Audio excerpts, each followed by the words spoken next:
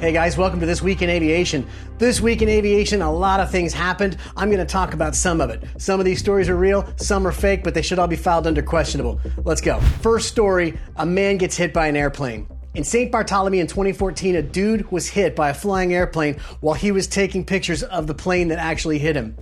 Don't worry, he lived. Now, I'm no expert, but I do fly out of an airport where planes hit things, so I know a thing or two about how this happens. One day we'll talk about that video, but not today. So, it seems in January of 2014, a DHC-6 Twin Otter, similar to the one in this picture, hit an avid aviation photographer, similar to the one in this photo. Now, it's worth pointing out that nobody could have been paying any more attention to the airplane than the dude studying it with a device that allows you to study something from a safe distance.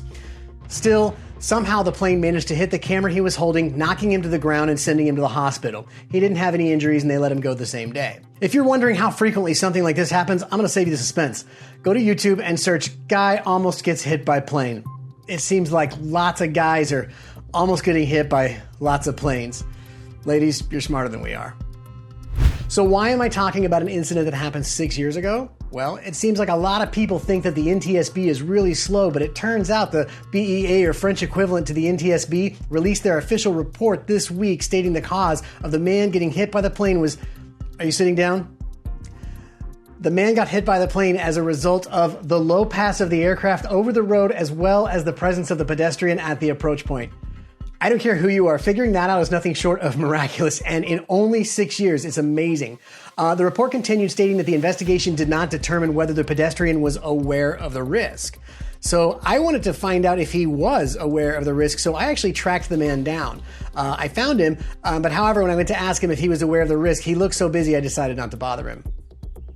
Moving on. Speaking of planes hitting things, on New Year's Eve, an Airbus A319 collided with an unmanned pyrotechnic hot air balloon on short final. First, worth mentioning, nobody was hurt. If you look at the photos, the plane just looks like it partied a little too hard on New Year's Eve and it was doing the taxi of shame back to its car after hooking up with, wait a minute. That's right, this is a family channel. The incident did prompt me to look up what exactly is a pyrotechnic hot air balloon. Here's all you need to know.